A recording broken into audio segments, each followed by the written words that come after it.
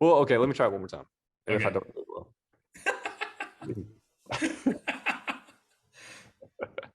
I'm gonna include this. Okay. What makes a car enthusiast-oriented or tasteless and pure means of transport? Can someone have and fully use a fun car without breaking multiple laws on the road at the same time? Today, we're going to explore some important questions that define what automobiles mean to consumers in mass. And we're also going to talk about, maybe niche parts of it, things that we like and don't like about them, and how much Tony likes Mercedes. Welcome to Drive Theory. Welcome to Drive Theory. Back on the train.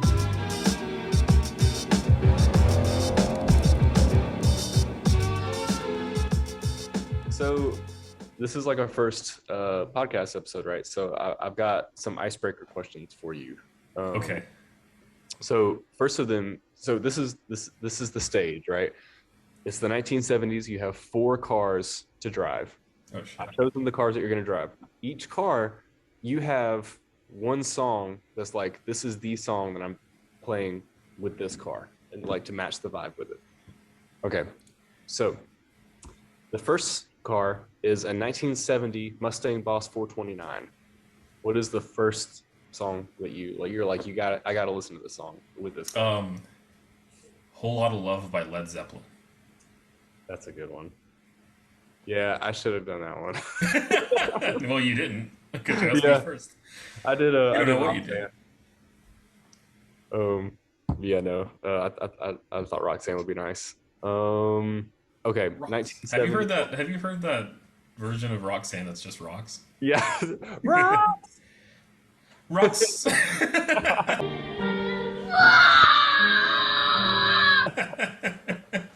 Oh man. Okay, so next one is 1971 240Z. Oh gosh. This is a hard question to be going on cold in, because now I have to cross the Venn diagram of music and car. Right. That's kind of the reason why I'm asking the questions too, is like I'm trying to allude into something here, like build into the intro here.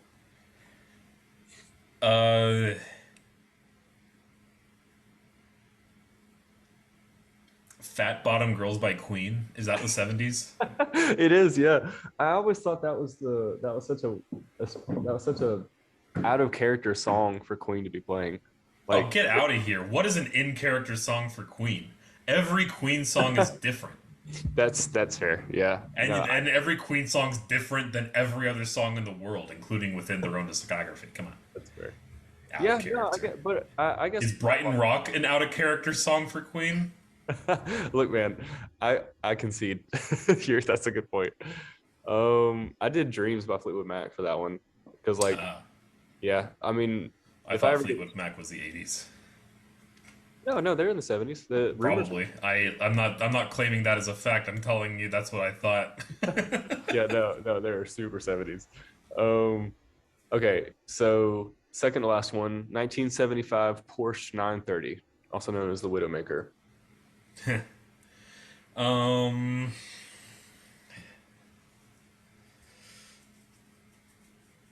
Oh gosh.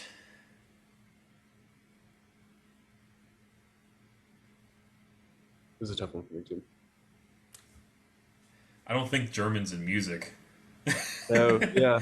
Well, it's gonna be. So I'll just pick a random one that I like. Well, it'll be something Aerosmith. Yeah.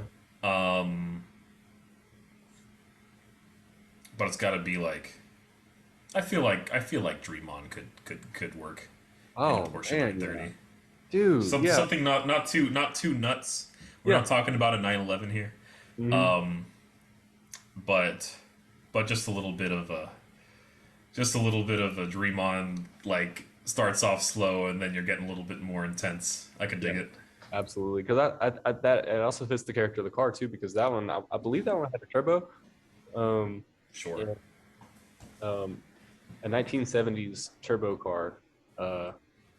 That's very much a tangible build, and so yeah. That's cool. So I saved the best one for the last one, and that is 1974 Lamborghini Countach. Oh gosh. What is the song? I'm not saying there's a wrong answer, but I have the correct answer. But I want to hear. Oh, you have the correct answer. Yeah. I'm gonna go with Brighton Rock by Queen, because that's not that that's the fastest car in the world, but that's just that a Countach is just like it looks like, oh, I'm going fast as hell and I'm just sitting still, you know. And Yeah, Brighton Rock is very much that kind of song. absolutely. Yeah. So the more correct answer is I chose Money by Pink Floyd. Okay. Yeah. Like there's I see Well, it. yeah, that fits in multiple senses. Then that's funny. Yep. Yeah, because I was thinking like, what do I'm if I'm driving in a Countach, either hypothetically speaking, in the period or today, either way, it's something I will never be able to afford. And so I was thinking like, Ironically, you choose Money by not buying the Countach. yeah. That's the finance economics coming out. Yeah, Um, exactly. Especially so in the year of our Lord 2023, where that thing would cost you thousands just to keep on the road right. tens of thousands to keep on the road per year. Yeah, I want to say the Countach is like a $50,000 valve job, which I mean, if you've got that kind of cash, if you've got a Countach, you're still not going upside down in it, because it's worth like $1 million, So Sure. as long as you didn't, anyways, so you got a car since in the past few days. Yeah, I have a 1999 Chevrolet Corvette. That's awesome. That's really cool. Did you get a chance to change the oil and like take it for a drive and stuff like that yet, or is I this take it happening? for a drive. The car itself has been sitting more or less for the past 4 years in the garage. It does need an oil change. Right. The oil in it is just mile wise, it's pretty new. In fact, it's still that kind of, brown, like transparent kind of Right.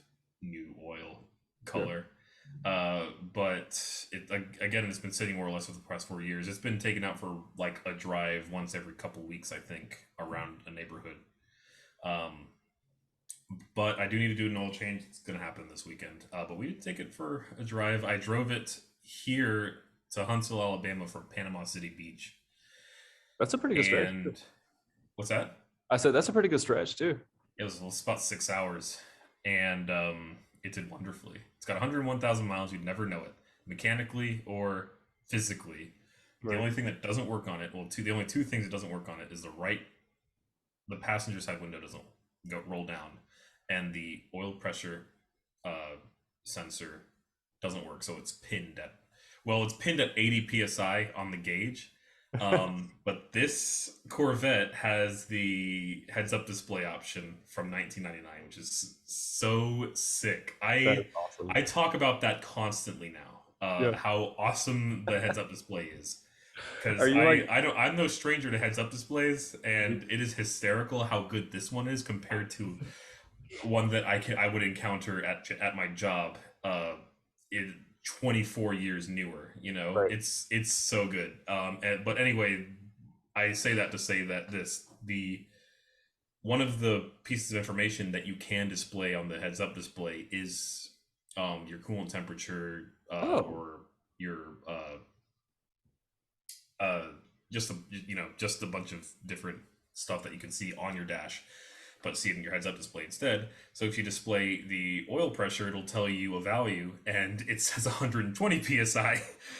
So I mean, it's bad. Obviously, the oil pressure is fine as far as I Right. can tell. I drove it 6 hours, and I took it for a nice little run here tonight. And motor's as strong as ever. The transmission isn't. It's the 4-speed. It's the automatic turbo or turbo hydromatic 4-speed. However, With super long gears. So it's not great for back road runs, but it does all right, and I really enjoyed it. It doesn't feel geriatric or anything like that, so it's in good and shape. that's saying a lot for a car that's 24 years old. Do you know what the final drive gearing is on that one? No, it's super low. Off the top of my head, I think it's like 3.19 or something like that, but I looked at this information like ages ago, so it could very well be in like 2.89, something in that range. Yeah, yeah. I feel like I've read the number before, like 264 or something like that. But that could It might be that too. I totally forgot. The people swap out the diff uh, with that of a manual or even a Z06, and the car itself gets much faster. Well, Oh yeah, obviously, but right. sometimes that's the only upgrade people do to the automatics because it changes the character so much. Oh yeah, But it is yeah. a joy. It is a peach. It has that '90s old car Wow. been sitting smell. Everything, the leather is in great shape. The dash is crackless. The paint is immaculate. Great car. I'm very pleased with it. Yeah, that's awesome. Yeah. Well, what you were saying about like the diff, like a lot of people, at least, like in my dad's time, a lot of people would just call doing the diff be like a poor man's turbo is what they call it. Yeah, exactly. Because I mean, way more people are going to be going stoplight to stoplight than on a quarter-mile run. Is the reasoning or the logic of people like swapping out like I don't know, 264 for a 293 or a 293 for a 373 or a 410 or something like that. My uncle had a Mustang that had, I want to say it was 410 gearing, and it would go from 0 to 90 very quickly, and it just would not go past 90. Like it was, Yeah, I believe exactly. it The was, top speed is 100 miles an hour, but you yeah, get to that 100 miles an hour pretty quickly. yeah, it pulls the whole way. But I think it was set up for an eighth of a mile. But so speaking of cars, and obviously speaking of cars, if anyone is still watching at this point, they know that we're talking, or hope that we're talking about cars. But the idea of this episode is, the name of it is like cars, engagement, or appliance. So you know what are automotive enthusiasts like enthused by? What makes a car a driver's car, quote unquote? Well, it depends on who you are. the I argue enough on Facebook to know that drivers cars and people's values in different cars are totally different things, and it goes all across the board. Right. But most car enthusiasts, I feel, you and myself included, will say that you like a car who gives you good engagement. You sit in it, the steering feels good, you can bring it on a back road, and it's rewarding in some sense. It doesn't have to be fast, and I mean that in the sense is it doesn't have to be fast in a straight line, obviously, because you'll find no shortage of people who prefer a slow car if it handles well. But it doesn't even have to be fast around the apexes. It can be something farty and shitty, but Right. like Easily makes you accessible. feel something inside. I mean, like, Miatas are great because your apex speeds can be nuts compared to other cars. But like a Honda Fit, you can get in a Honda Fit and it's a light tossable little thing, and you're not really gonna beat that many people on the back roads, but that's what that it still instills joy in you. But then, of course, there's the people who prefer a car that goes in a straight line. You have your live axle Mustang people, you have your Scat Pack people and Hellcat people, or you have your people who buy cars that can do both, like a Corvette or something like that, and they just prefer to go fast in a straight line. And that has its own kind of reward, because if that's a car that you daily or you drive around a lot, then if you take the highway to work, or my route to work is mostly a straight line, and a good deal of it is in the county. So if I can be in a car that I can just open up in, like the Corvette's nice for that. My Infiniti Q50 is actually pretty nice for that sometimes. Yeah. I'm not winning many races in that car, but it pulls pretty good. You're faster than most. You're faster than most people think that a Q50 would be. Every time I see someone in a Q50, I think you have no idea what you're driving. I know it's true. You can say that about like people who drive, like, accountants and people who bought 335i's and who buy who drive 340i's too. Just something that has quite a bit of pep and obviously a lot of meat on the bone, because if you have 450 wheel horsepower and in a turbo car, that is pretty attainable, but it's just kind of nice. So a lot of people who make a decent income buy it, then I think a lot of them would be shocked if you sat them down in front of a computer and YouTubed their car with the word drag race or 0 to 60 launch like after it, and then it's just like I just bought this because it looked nice and Yeah. the salesman was good, and I make good money at my job, so I want to reward myself. I didn't so and then they could totally not care. Why do people But depend anyway, on my this point car? is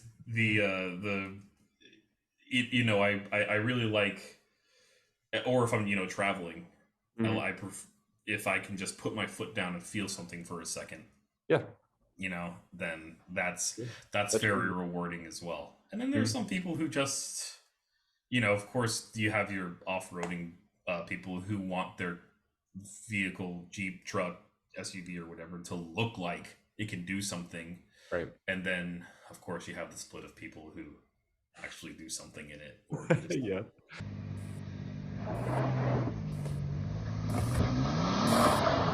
Let's fucking go! No! So when it comes to what an enthusiast car is, or what people like in a good car, there obviously there's a lot of answers, and I can partake in all the like plenty of those cultures, because Yeah. I like cars. I like the sounds they make. I like when they go fast, and I like when they turn really fast. So Right. and I like when they go over dirt and rocks really well. Absolutely. Yeah. Yeah. No, I think what you said is like being depending on who you are is really okay. So it's the question or the phrase of like the more you learn about ethics, because it's like ethics is, well, I'm butchering the phrase, but ethics is said to be like a 5-gallon bucket, and every time you learn something you pour water into that bucket, but every time you pour water into that bucket the bucket gets bigger. And so that's kind of the I don't know this at all. Okay, well, what I'm saying is like not only does it depend on who you are, it also depends categorically. Like what do the people who make the car define it to be? So it's like, for example, a sports car that's made for the road is going to be vastly different from like a Camry or something like that, or not even to give a specific example, a sports car made for the road is very different from a race car, because a race car is made to go fast, and the driver is like the last thing that a race car thinks of when it's made. Exactly. And a sports car made for the road is meant for it's designed to be interactive with the driver and be like what you said, a rewarding experience to interact with it. um each one belongs in their own space. And for example, like a sports car rewards pushing the car, and you get feedback and some sort of you elicit a reaction from the car. And maybe a Grand Touring doesn't so much. Its goal is to reward you more so with ride comfort, um something like that. But anytime you have something like an enthusiast car that's like so okay, I think for me and you, for a long time, we came up together, and we both had similar kinds of cars and stuff like that. So for a long time, for me, an enthusiast car is I get in a car, there's all kinds of sights and sounds and smells and vibrations happening all the time, no matter how fast or how slow I'm going. Yeah. It did like you get out of the car, you got brake dust and future lymphoma on your hands, and you smell like oil and gas, and you're fucking exhausted.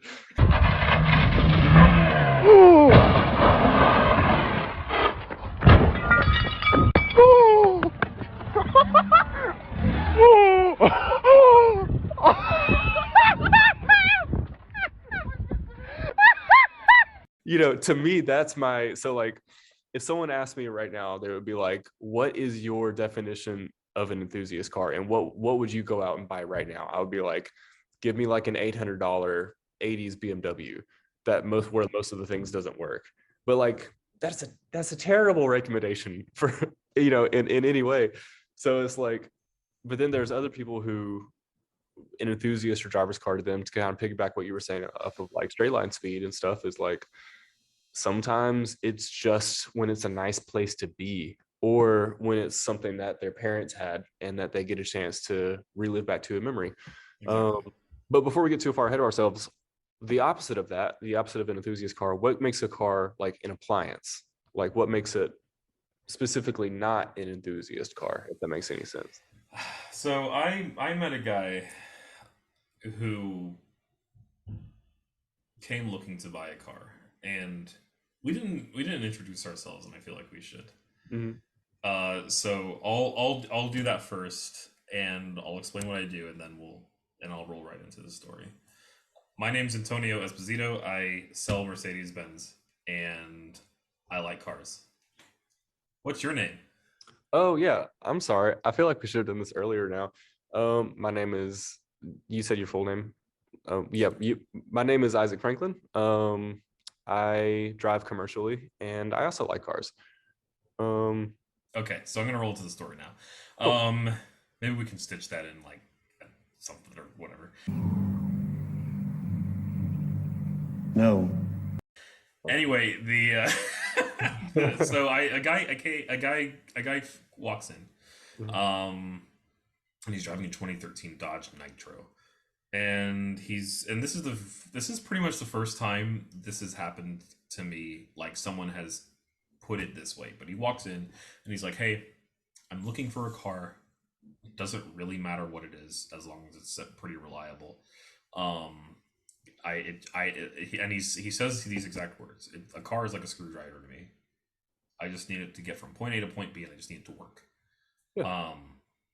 It's just a tool for me to do something." And then he came specifically look at Mercedes-Benz. So Mercedes-Benz is not something you need. It's not something that is a screwdriver. It's like a screwdriver with, with a screwdriver with an automatic motor to spin it by itself. It's just a nice screwdriver with an extra part to break, that you need to figure out if you want to fix it or replace it with another one of the same type. So that was counterintuitive, but I bring him up to bring up the fact that there are people out there who just look at a car to get from point A to point B. And an example of a car that I find as just an appliance is like a Kia Sportage. And the new ones are quite nice, actually, but I sold a 2020 Kia Sportage, and so this is a pretty new car. It's newer than any car I've ever owned. And it was the definition of something I would just buy if cars meant nothing to me. Right. And I just need to get from one place to another it's, it comes with a stupid long warranty, and I just needed to get it from point A to point B, and I don't need it to excite me. I don't seek for it to excite me. And when I put my foot down and it doesn't do anything, it just makes a noise and then doesn't go anywhere, I won't be disappointed. Right. That's the definition of an appliance car. And cars like that, like maybe a Chevy Spark or a Mitsubishi Mirage is which is really pushing it, because I've driven plenty of like Mirages and Yaris's where it's just like, there's a point where the appliance is hardly doing what it needs to do, because if you encounter any reasonable hill, which up here in northern Alabama, there's plenty of more than reasonable gradients, It's losing speed. And that's terrifying, especially considering like an I-565 here. Everyone's going freaking 90 miles an hour. If you go uphill and then you start falling down to the 50s, you're in danger, genuine danger. So, but I mean, it's fine, pretty much. Yeah. Like, if you're looking to spend no more than $15,000 on a brand new car, then hop in a Mirage and risk your life every time you have to go up Monte Sano or exactly whatever.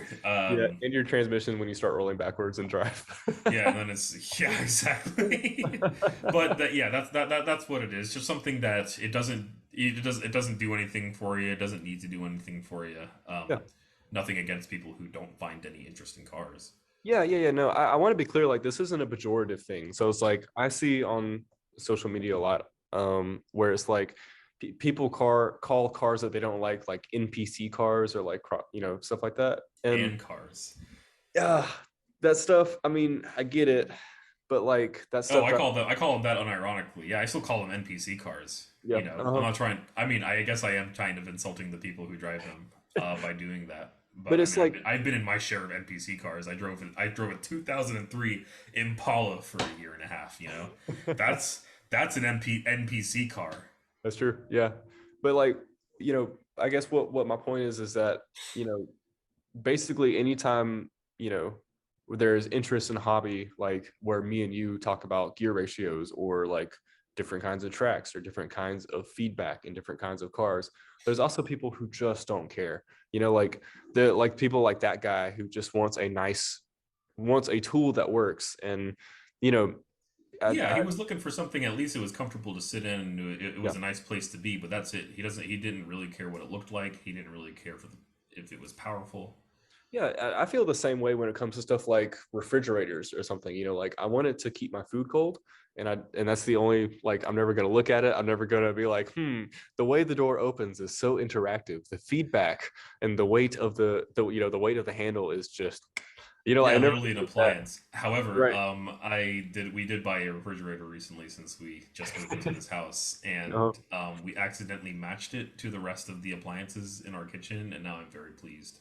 that is really Uh, nice. Also, when we were shopping, we were paying close attention to the location of the ice maker and the The water ergonomics. dispenser and yeah, and basically the storage space, and we wanted counter depth. I got way into So refrigerators. I'm getting really in over my head here about the I wasn't prepared for the depths that this metaphor was going to go into. The refrigerator thing was just a bad example. You're gonna have to pick something I don't care about. Even whenever I Oh, was shopping for my fiance's engagement ring, I got super into diamonds. yeah. Yeah, no, same. For a while. I was like, and then I got so into it that I started researching how to become a gemologist. Oh man, but I guess like okay, clothes, like if I have like socks or something like that. I don't know. There's again, for every point that there's interest in the hobby, there's lack thereof, and there's a middle ground or kind of one size fits all for someone who is not into that. And that's the case for any hobby you can think of. Right. But the because the thing is like everyone, whether they're an enthusiast or not, wants to get into their vehicle, wants to start it up safely and comfortably, reasonably, get to their intended location and move on to things that matter. So like for that reason, Yeah, imagine like being me and that you, boring, man. well, yeah, well, no, we're the problem here, because Yeah, if that was the exactly. We are case the for everyone, problem. yeah. So that kind of leads into, you know, my problem with like someone asking me what I would buy, it being, an 80s BMW where there's no AC, power steering, no door panels, stuff like that, of like that. Yeah, but that car is not actually functional as a vehicle. And that's not what the factory intended. The factory made that 3 Series from the 80s to be someone's enthusiast oriented car, but still someone's, at the end of the day, still someone's means of transportation. So like, can I don't know, is it was the E30 was a yuppie mobile at yeah, whenever it was absolutely. at the time. People were, I mean, I'm sure obviously enthusiasts were buying the car then too, but Yeah. it's the same situation as because every E30 you've owned, which I think is it 2 or 3? Oh, like the MTEX. No. I'm talking about the actual model itself. Every E30. How many E30s have you owned?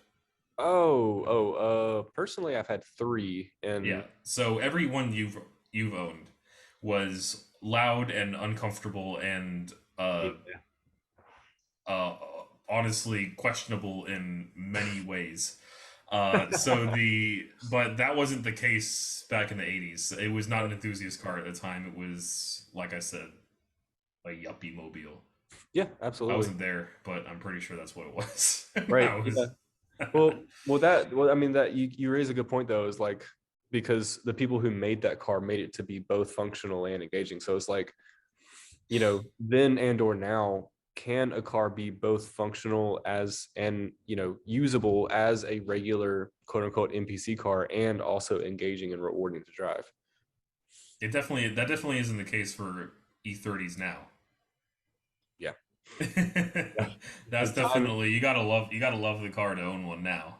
Yeah, no, that's the case for so many cars, but especially for something like that. I'm gonna insert like the meme of that crash test dummy where it was like the caption was like, um, my 80s or my 40-year-old BMW with 6 different model years or 6 different models of parts in it and installed off of a YouTube knowledge, and like the caption is like, "Are you ready to die, loser?"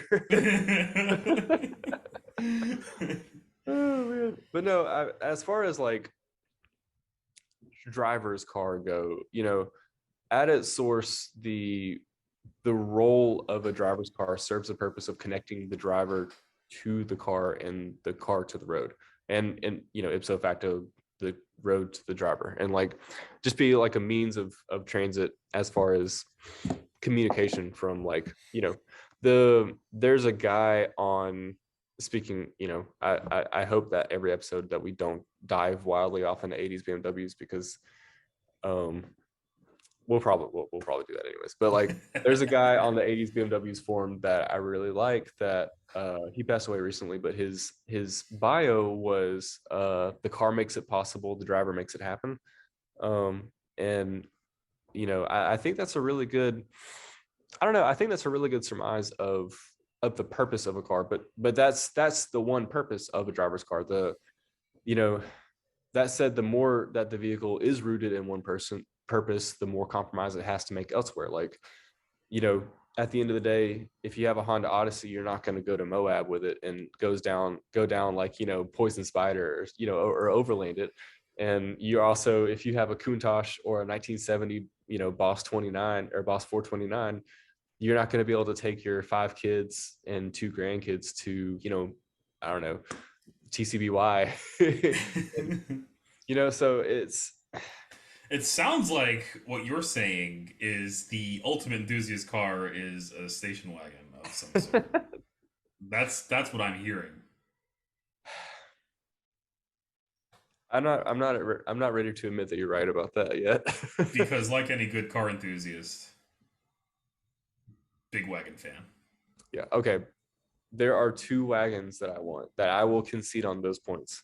One is the Audi RS2 Avant, and the other is a G wagon because the one that Doug DeMuro just sold. Yeah. Like the Porsche one, right? That was built by Porsche, or that was designed by Porsche. Dude, yeah, designed by Porsche, 5-cylinder turbo, way more of a Porsche than it is an Audi, and that was and it also the first RS car, so that was another cool thing because Audi was trying to legitimize itself as a brand because it used to be Audi did not have the panache of Mercedes or BMW at the time as much as it did have the reputation of like Saab, and so I guess so. But the back when in the Group B days, Audi was really making a name for itself with the Quattro. True, yeah. The Audi's always been, I like BMW and Mercedes Benz more than Audi, but where are you going? Hold on one second. Did that do that by itself, or were you just getting bored? No, I'm not bored. I'm trying to. I think this chair is older than I am. But you were saying Group B and Audi and stuff. Yeah, no, I think I made my point. It's not like it needed the RS2 to make a name for itself, but although I'm not a big Audi lore guy, so yeah, I feel the same way. And part of that is like Audi has just ridiculous all-wheel drive prowess, and I've pretty consistently been more of a rear-wheel drive kind of person. So like there's a lot of stuff that only I completely agree. That's why that's they're not really on my radar either. All the good Audis are all-wheel drive, and although I love all-wheel drive, I like my rear drive hooliganism, you know what I mean? And I'd have to buy a modern Audi to really get a taste of that with very clever bias interchangeable bias systems. But I need to bring it back a little bit because you said you want 2 wagons and you described an actual wagon and then a G wagon, which that's not what I meant. But they call it a wagon. Yeah, because wagon means car. Okay, well, let me ask you this. Can a wagon and or car be engaging without excessive input? Can you have a fun and engaging car without, either getting in your scat pack and going twice the speed limit, or getting in a rear-wheel drive car and doing hooliganish things with it? Like, can you have an enthusiast car that does give you feedback, like sort of like what you were saying about the Miata, but like let's say someone just wants to drive it to A to B, but they still want something interesting to be in, like what would you recommend to someone who's looking for something like that? That's a really tough conversation, or a really tough question, because my my way to relate to that question is that I feel like I can get into a 911 and take a right turn at an intersection at a reasonable speed, and I can still respond. I can still feel engaged by how good Porsche's steering is, um and I can just I can blip a half throttle down the road, in something that has, really good low end torque, Yeah. um and feel something without having to, attain felony speeds immediately. Right. Now, slow cars don't do that, I feel, because the best part about driving a slow car fast is going, like, driving it fast, so some cars you really got to ring it out. But I think a lot of people don't give the credit where, you know where it's due, where with some fast cars you don't really have to ring them out to get enjoyment out of them. Some of them you do.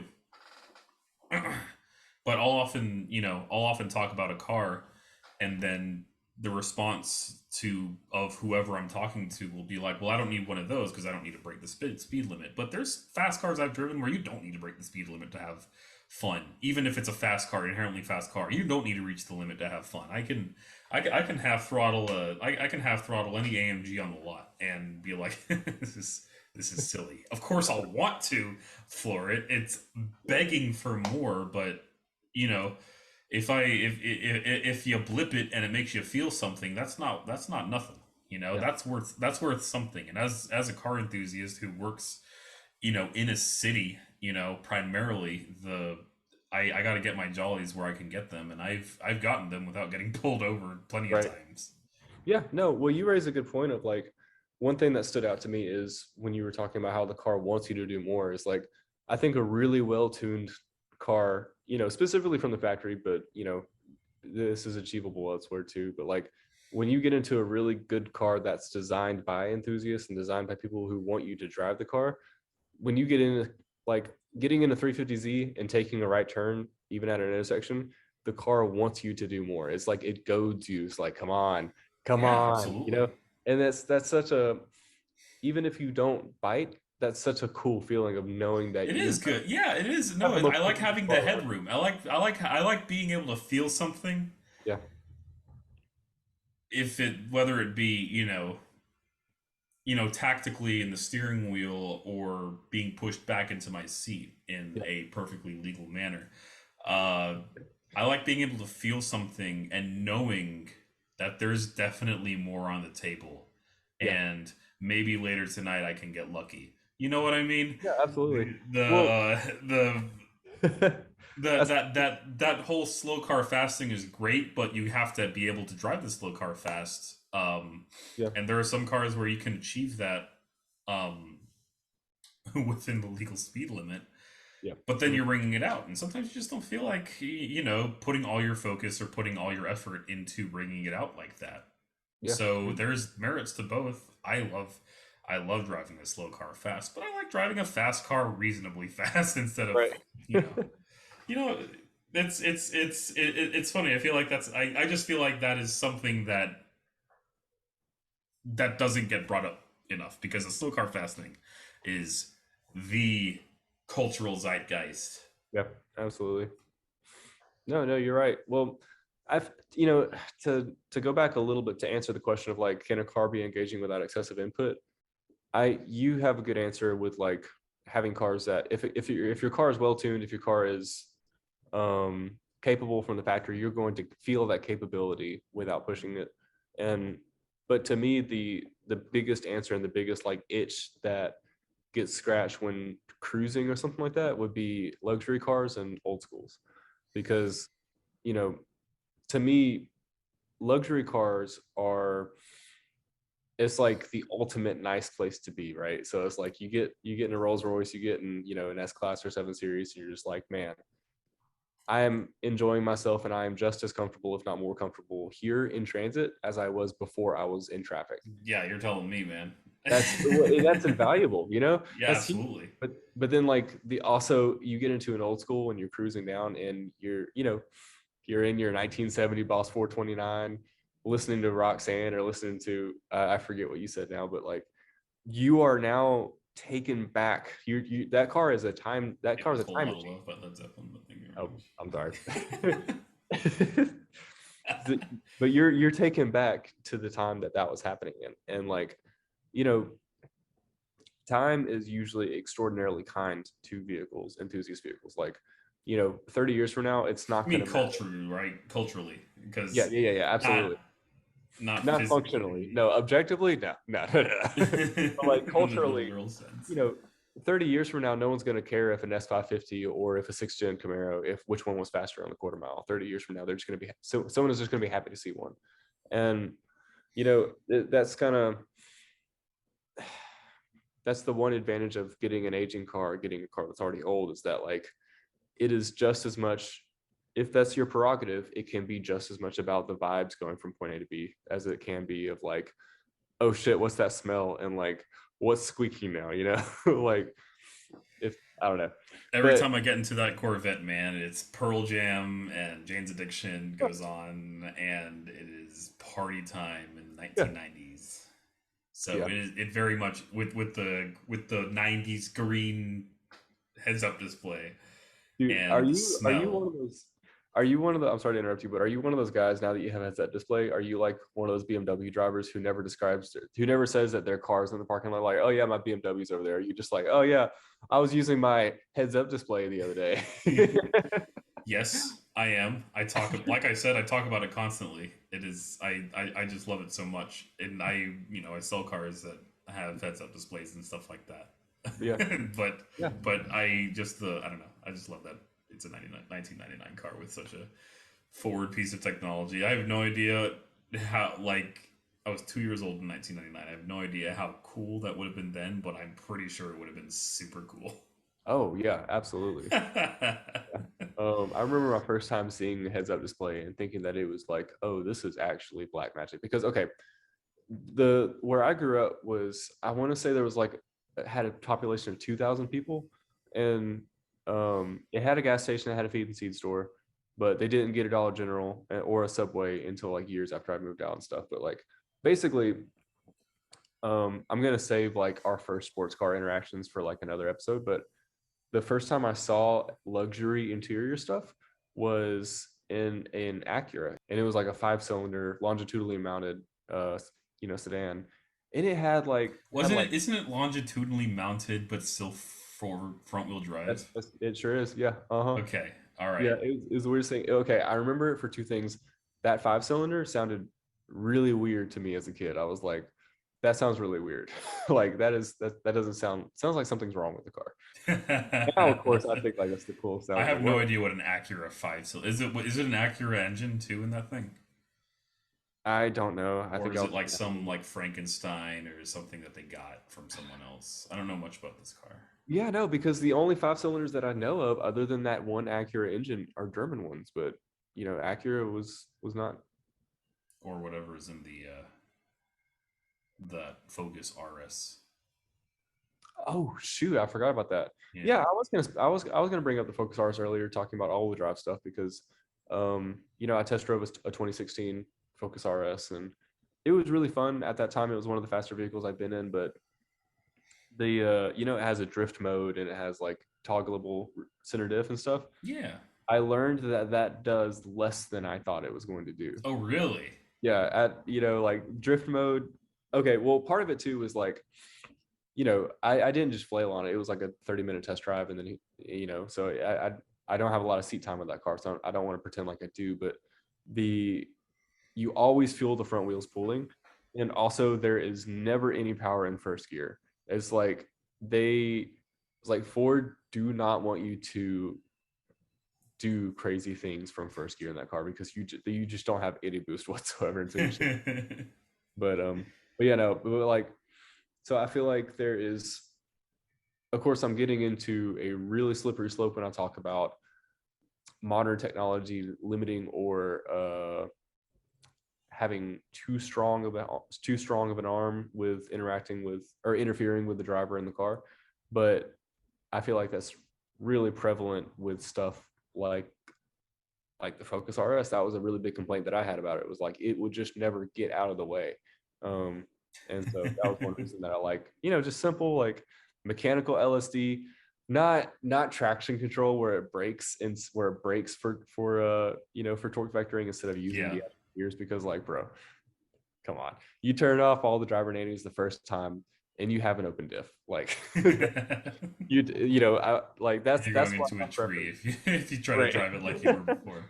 That's why my preference is still just like, it's not objectively best and it's not what works for everybody, but what I personally like is just manual transmission or selectable gears at least, and rear wheel drive, mechanical LSD. And for any audience member who's listening, LSD is limited slip differential, so it means that both wheels are spinning and both wheels are interacting with the road in a way to keep you on the road. But anyways, in summary, appliance or enthusiast car, which one is better? And we've talked about what each of those things do, and we talked about, can you have both in one vehicle? But yeah, which one? Yeah, the answer is yes. Yeah, I feel no need to buy a car that doesn't do anything for me except what I buy it to do. There are plenty of fantastic cars out there that can excite me and still get me to point A to point B, or move my grill or whatever. Yeah. The car or automakers these days understand that people want a cool, fast, capable car that can also haul their family of 7 and tow their freaking camper or whatever. The possibilities are endless. There is something for everybody. It's just a matter of if you have the deep enough pockets to get what it is that you want. Right, man. We are living in such a golden age of cars right now, because like, can you imagine if we like, I feel so bad for generations before us who like econoboxes back then were Chevettes. Like, dude, clearly you feel bad for them because they risk their lives every time they're turned on their vehicle, or what? What's the question? No, that still exists too. If you buy a Hyundai Palisade, then you are also risking your life in almost the same way. So I guess the point I'm trying to make is the Palisade is the new Chevette. But Palisade, or the new Fiero. But like, dude, clearly Altimas, you always see Altimas going at excess of 100 miles an hour, and they wouldn't do that if they weren't capable of doing that. No, that's true. That's true. You get blown by, and gosh, here in Alabama, it's not even a meme. It's just reality. You go on any road trip and you get blown by a Nissan Maxima or a Nissan. It's like, yep, that's the car that's doing that. That is exactly what that is. Yeah. That's, I mean, it is a meme, but it's like, it's such. But the fact that this Econobox that someone is honestly genuinely one of it's considered like a last resort car, right?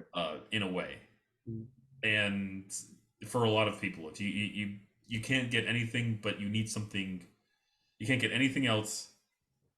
Some people will just end up with an Altima, that's just kind of how it goes. But you see this car that, some people choose and some people don't, they end up with, and it's capable of these excessive speeds that would have been a death sentence, 30, 40 years ago, Dude. And they could do in it. an enthusiast car or something like that. Yeah, they can do it with airbags. They can do it with air conditioning, and they can do it with power windows. Like, I mean, that's living And the with relative comfort too. The car's not shaking and yeah, yeah, complaining. You can very comfortably go 110 in an Econo box now. That isn't a Mirage or a Yaris, right. and do so without really realizing how fast you're going, and without really trying that hard. Yeah, yeah, and I think that's so. I think no, that's a great way to end it because it's like we are we have such a plethora of cars available to us to where it's like, oh, speaking of Kias, I was behind a Kia Stinger GT for a long time today, and those taillights look really good. That's a Like, good looking car. I it's think good. I think they're very Dodge Charger-ish. Yeah, Not that that's a bad looking car either. looks like Dodge Chargerish and a little bit Italian for the Oh taillights. yeah, yeah, a Yeah. little Italian touch in there. You think there's a little pesto in those taillights, huh? Yeah, they sprinkle just a little bit in there because it's just like, it just gets a little bit curvy at the back end. Like the back end just kind of slopes a little bit in There a is way. a specific, yeah, no, I definitely understand what you mean by like an Italian kind of touch to the curves. I feel Yeah. that. That's interesting. I've never thought of them that way. I do enjoy the Stinger. I think that's a great car. Well, it took me a minute. I thought a lot about what I thought it looked like because it was debadged, so I couldn't actually tell what it was for Oh, like 10 minutes. Which I thought was kind of neat. I was because it's not very often nowadays that I'll see a car that I just have no idea what it is. Like I saw a Cupra the other day, and it took me a while to figure out what that I saw a was. Leon Cupra, a Yeah, Seat Cupra. yeah. It Is it was the like gray one? do it. Is it the gray one that's down there? It's like a gray wrap, but it's iridescent with green and pink. I don't think it's a wrap. I think that's the factory color. It's Is like that a just matte. how it Is it looks? like a matte color? Yeah, Matte it is. gray. Yeah, Uh, I do believe that is the factory color. Those things look nuts. wow, that's cool. Huh. Well, yeah, man. Okay, so I guess we'll end it with an icebreaker of No, we'll bring the ice back. This is an ice maker. yeah, yeah, okay, yeah, yeah. Sorry. Um, you got to select one modern car that it's your daily driver. It's also your weekend car. Gets you from point A to point B, but it is engaging to you. Like what would you get that fits your needs the best? I mean, is it my only car? Unfortunately, in this Okay, so scenario, you're asking for a one car solution because the yeah. question was, it's your daily. It gets you from A to B, but it has to be engaging, which I can choose almost any car I've ever had. Okay, that's fair. That's fair. Yeah, but This is yeah, a one car solution question. yeah. Okay, well, Have it. E63 S wagon. Yeah, That has been, we've had this conversation before. That has always been my answer. yeah. E63 S wagon. It's still the right answer. It is the correct answer. Yes. Yeah, I think for me it might have to be something like I mean, right now I think I'm gonna say RS2 Avant because it combines enough of the things that I like to be, I know I was just kind of shitting on all-wheel drive, but it combines the rest of the things that I like enough for me to be really happy with it. That's right. You do like your tactile old cars. Right. But it So also that would. it's Autobahn geared, so it can, like I can actually drive up somewhere. But either so I guess we both pick station wagons. Let me pick something different just for the sake of No, don't. That's the correct answer. It's a That's the station correct- wagon. Now you can ask the question again, and it can't be a station wagon. And I guess I'll have to pick something different. Can it be a hatchback? That's so close to a station wagon though. I know. That's why I'm asking. No, let's do sedan. Does it have to be a sedan? Yep, One car solution has to be a sedan. You go first if you think of it first, because I have not. I have two. You have two. Yeah. You have two one car solutions. Yeah, two options for one car solutions, yeah. My first thought is Chevy SS. Yeah. It's Love the a Chevy good SS. choice, but the thing is, if it's my only car, okay, I had a manual. There have been a few times in my life where my only car was a manual car, and I love driving a manual transmission, but I don't love driving it every day up and down hills in traffic all the time. So honestly, if I'm being really honest with myself, Alfa Romeo Giulia Quattrofoglio, I think. Um, so yeah. Are we taking reliability into account? Oh God, clearly not. Yeah, obviously not. Obviously you Okay. aren't. I love that car. Yeah. I love that car. It's just every review I've read of it is, yeah, we had our press car for 180 days or something silly like that, and it was in the shop for 72 of them.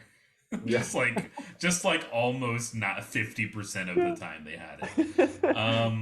I love that car though. Reliability not to account, that would be one of my answers, because I think they are one of the most beautiful cars in the road. One of the best sounding V6s out there, because Ferrari knows how to make a V6 it's so growly. Like, it's just so, you don't think about it being a V6. You're just like, ooh, that's hot. Whatever that's in there, that's a spicy meatball in there. Yeah, yeah, exactly. I would think like flat plane V6. That's exactly what would pop in my head. Exactly. If I heard it for the first time again. While you're saying your answer, I'm trying to think of a reliable one car solution. That's okay. But you go ahead. E63S sedan.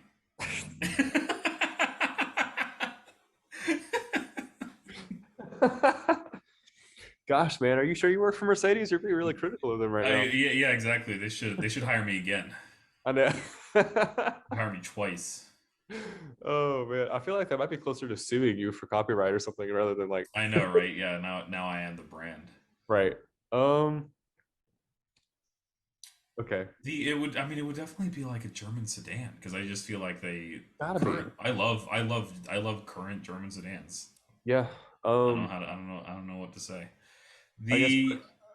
What is another car that I've really been. Another car that I like would be, I guess, a BMW M340i, the one with the B58 in it. Yeah. That could be a good one. Yeah, that's a great car. It's an amazing car. For what it is, I think it's one of the best value for the money, like performance sedans. I agree. Dude, that's one of those cars you buy for the engine, 100%. Because like that engine is just so good. Would it be silly to say C43 just to be? No, I saw one. Just to be on the same spectrum. Like I love that car too. In fact, I think Mercedes makes a pretty good sounding V6 these days too. Yeah. But the M340i I think edges it out just in all roundedness. I think the M340i looks great, which is hysterical because I think the M3 doesn't look great as most people. Yeah, the M340i to me looks a lot better. Like it looks like a grown-up version of the G80 M3. If the new M3, I don't really know. What's the chassis code of the M340i? Is it still G8 or something like that? I don't know, man. After E46, I got fuzzy. You have fuzzy after E46? That was 20 years ago. You don't know the E's? E90 and E91 and E92 and E93? I know those because you told me about those. Yeah. And I have a neighbor with one. And then the F series starts getting pretty complicated. Yeah. I've driven an F30, I've driven an F80 M3. I did not like the F80 M3. I told you this before, but I would choose a Q50 any day over the F80 M3. That is high praise. And you haven't even ever driven a red sport, have you? Yeah, no, I haven't. I've driven just the regular one, but because right now I'm not looking at the cars with the respect that it deserves, as like looking at it in a vacuum and looking at it as an M3. I'm looking at it as like used car market. I get equal numb steering either way if I go with a Q50 or with an F80. No offense, but I did not like the steering. But like it was just so insular in the F80. The F80 looked fantastic. That is crazy because I hate the steering in my car, and for you to compare it to the ultimate driving machine in steering is nuts. And I've driven an F80 M3. Oh, there's Lucille. I've driven an F80 M3, and I mean M looked at the F80, or they had the F80, and they told BMW, you have to fix this car because it's not good enough. Yeah, and anything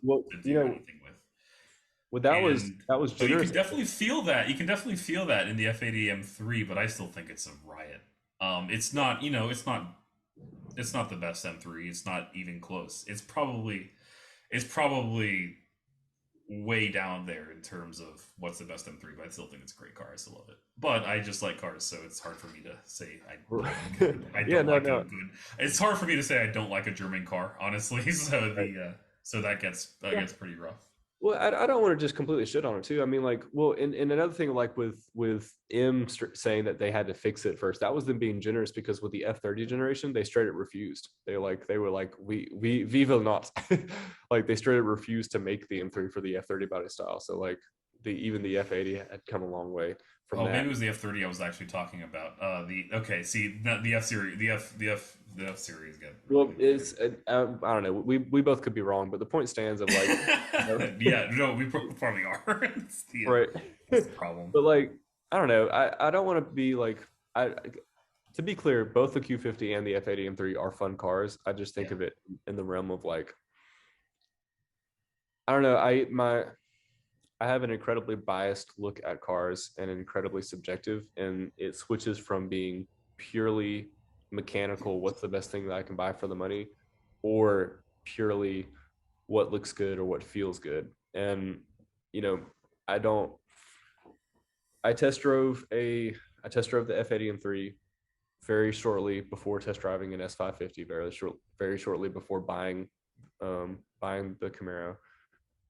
And for an I mean, my world flipped upside down to begin with getting into the Alpha chassis, and like I'm drinking the Kool-Aid now, but like for an American car to feel that much more feely than the F80 M3, it didn't feel like it made the F80 much more forgettable when I got into an S550, which has That's quite something. Yeah, it's quite something. Getting into a Mustang, going, God, this is way better than that piece of shit that I just drove. Exactly, yeah. And the Mustang has a very Miata-like rear end. It's it's very rowdy, and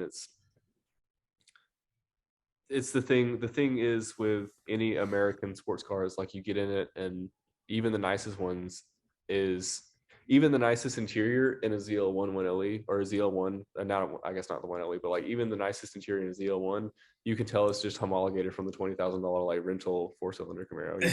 Like no one does ultimate driving machine like Germans, but I think that the E90 and the E92 are like the Germans coming for like, like, oh yeah, we can put a V8 in our cars too, and that's why the E92 is just so good, because it's like the good things of a modern American pony car, but it's actually small and actually has the German interior and it has the German steering.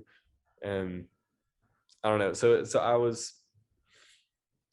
I think it might have been the wrong timing too. I also came into it after recently driven the E46 M3, and the E46 M3 is one of the better cars that I've ever driven. Just because it's just everything is just baseline right. The steering is just baseline right. You get it. The sound is good. The throttle response is fantastic. It revs out. Oh, the ITBs are just like, but I got to disagree a little bit on the sound. The sound is perfect after like 7,000. Before it gets to 7,000, it's just like, I don't care for the sound as much before then, but after it gets, anything that revs as high as an S54, that doesn't sound bad, And so it's hard to find a car that revs high, that can rev that high, and you'd be like, wow, I don't like how that sounds. At least up there at the top end, because every conversation about a high revving car, like an S2000 or an RX-7 or your S54 cars, it's like, yeah, it sounds good up there. Nothing's like VQ, like, oh, it's so tinny at 9,000 RPM. What does Chase have on the front of his car? Is it like trumpet? Is that what it says? What? On whose? On Chase's. I think he's got like a vanity plate on his car. Yes, his front vanity Japanese plate says trumpet. Oh man, I still like how they sound. It's just it's so easy to make them sound bad. Like it's just. Are we talking about VQs or are we talking about the E46 M3? I'm so sorry. No, no. Actually, I think they're kind of opposites. I think that the VQs sound good, but it's easy to make them sound bad. I kind of think that S54s, at least low and mid range, sound bad, but there are some exhaust companies that make them sound just really, really good. Like, That's fair. I could dig it. like kind of like if like the BRZ, if that Boxster engine had like equal length headers instead of unequal length headers, I don't think it would sound nearly as good as it does because it's just got such a rasp and a growl to it that really differentiates it from a Honda or a Mazda or something like that. I don't care for how Subarus sound in general. I've never heard a Subaru where I've gone like, oh, that's a good sounding car. That's fair. Porsche does it. Porsche makes a great sounding Boxer, so I have no idea what's happening here. So, okay, me and you recently drove. Both of us separately recently drove Caymans. You drove one. Was it you drove the automatic? I drove the manual. Did yours have PDK or was it pre PDK? I've driven both. I've driven a PDK car in the 987, and then I've driven a non-PDK 986. Got you. I guess in 986 is that the one that I drove as well, like 2000? Yes, I believe you drove a 986.1. Okay, got you. Sorry. But it wasn't the 987 I drove wasn't a Cayman, it was a Boxster, which of course has its torsional rigidity implications. Right. Bucket of water. It's not like a bucket of water. It's still a very stiff, very great car. Porsche made a great convertible. It is a good experience, but also I had a gutless engine in it. I think a 2.7. In my opinion, gutless. That's what I don't care for the slow engines in the Porsche. I need a fast engine in a Porsche because a Porsche is not the case of a slow car fast to me. To really enjoy it, I need something good in it. Yeah, that makes sense. Yeah, I was really impressed overall with the Cayman when I drove it, but I wasn't impressed until I took it out of an environment where I wasn't relying on the engine to get my fun from, if that makes any sense. Now of course I wasn't driving any kind of special edition one. I wasn't driving one with a hot engine. But you drove an 06. I think there was only one available at that point. Okay, got you. They're still fun. Don't get me wrong. I'm not saying that a Porsche is not good without a powerful engine. This just goes back to what I value in a car, in which I prefer having something that lights my hair on fire and pushes me back on my seat and makes me go, wow, that is fast. And it doesn't even have to be like some 400 plus wheel horsepower. Like if the sweet spot for me is right above 300 horsepower for me to really start enjoying something. Yeah, you can take it to 10 tenths, but it also doesn't take a year to get to 10 tenths. I want to be able to pull out into traffic and be like at speed, Yeah, absolutely. That's why I can't. That's as much as I love Miatas, I can't do a Miata. I know. Yeah. I'm nervous for the time when I return to form and get another like slow car. You're concerned that it won't, like, you'll feel like you're leaving something on the table, maybe. Yeah, but like I also want something with character and something that doesn't have to be objectively good, but I'm also worried that if I don't just go ahead and bite the bullet and actually get a 350Z where I can make it good when I decide that it's not good enough, then I'm just going to end up throwing a whole bunch of money into something that actually drives like a bucket of water. Or become rich and buy a 996 or 997 911 or something like that, because then you get the best of every world. Yeah, I think that's a better idea. I think we should just like stop not being rich. Yeah, I think so too. I need to look into that. Well, hey man, I think that we have enough to wrap up. Before we wrap up, let me change my sedan answer, just so I'm not saying E63S all the time, even though that is the correct answer. I will concede and do a CTS V Blackwing or CT5 V Blackwing as my one car answer, because it's not my money I'm spending here, and I do like new cars. That is not a popular opinion here amongst us and our shitbox friends, Right. but I like new cars, and I am not ashamed to say it. Yeah. No, I'm gonna have to go with that as well. Instead of just complaining about, instead of only complaining about BMW, I think I'll also have to go CT5 or CT4. CT4. I would love to drive a CT4. I've never driven the CT4, and I can't. I don't foresee myself having the opportunity to drive one in anger anytime soon, because to really get the CT4 V experience, I feel like you need to bring it on a back road and drive it in anger. But the CT5V is the definition of light your fucking hair on fire. This car is stupid fast, and you're in a Cadillac, baby. So it is nice in here, and it makes good noises, and the infotainment works now. Thank you, GM. But that is a monster of a car. Yeah, and absolutely. if I'm not mistaken, you can get in manual, unless I'm thinking of the ISI. Yeah, no, you can. It's like it's the Tremec that comes in the ZL1s. Very cool. Although the one thing that a lot of people tout that the CT4 has over the CT5 is that the CT4 has shorter gearing than the CT5. That's fair. So that's one thing that people like. But the compact sedans tend to have shorter gearing versus the midsize sedans, which is insane to me that something the size of a CT4V is, or a CT4 car in general, is considered compact these days. But people, right? That's what it is, man. But yeah, no, that's the right answer. I think that's a good one, man. I agree. That's my answer too. You get the Alpha chassis, you get a special engine, last of its kind, a functional infotainment, like you said. I don't know anything about the interiors, but I don't really care about interiors. Oh, they're great. They're great.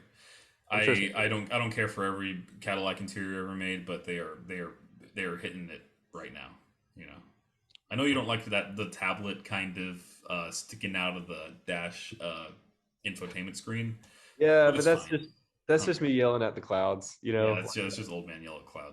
Right. It's just like next time I say something like that, you're just gonna have to be like, all right, Grandpa, let's get you back to bed. I will, trust me. But yeah.